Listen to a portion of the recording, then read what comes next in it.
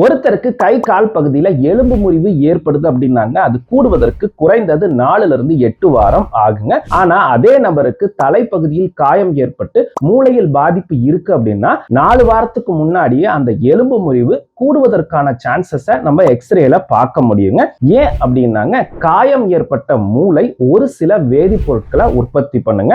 அதுல குறிப்பிட்டு சொல்லணும் அப்படின்னா ஸ்மால் எக்ஸ்ட்ரா செல்லுலர் வெசிக்கிள்ஸ் அப்படின்ற வேதிப்பொருட்கள் வந்துங்க நேரடியா இந்த எலும்பு உருவாக்கத்திற்கான அந்த செல்களை தூண்டுதுங்க. இதனாலதான் அவங்களுக்கு ட்ராமாட்டிக் பிரெயின் இன்ஜுரி இருக்கும்போது அவங்களுடைய எலும்பு முறிவு சீக்கிரமா கூடுறத நம்மளால எக்ஸ்ரேல பார்க்க முடியும். அது மட்டும் இல்லாம எலும்பு முறிவு கூடும்போது கேலஸ் அப்படின்ற புதிய எலும்பு உருவாகுங்க. அதனுடைய அடர்த்தியும் மற்றவர்களை கம்பேர் பண்ணும்போது இவங்களுக்கு அதிகமாக இருக்கு அப்படின்னு சொல்றாங்க. இது மட்டும் இல்லாம இவங்களுக்கு தலைக்காயம் ஏற்பட்டு அவங்க கோமால இருக்காங்க, இல்ல ரொம்ப நாளா படுக்கையா இருக்காங்க அப்படின்னா அவங்களுடைய கை கால் பகுதியை கண்டினியூஸா அசைச்சு பிசியோதெரபி செஞ்சுட்டே இருக்கும். ஏன்னா இதை முறையாக செய்யல அப்படின்னா அவங்களுக்கு முழங்கை பகுதியிலும் தொடை பகுதியிலும் இந்த தசைகள் மேல எலும்பு உருவாக்கம் ஏற்படும். இதை ஹெட்ரோட்ரோபிக் ஆசிபிகேஷன் இல்ல மயோசைட்டிஸ் அப்படின்னு சொல்லுவோம். சோ கட்டாயமா அவங்களுக்கு பிசியோதெரபி தேவை.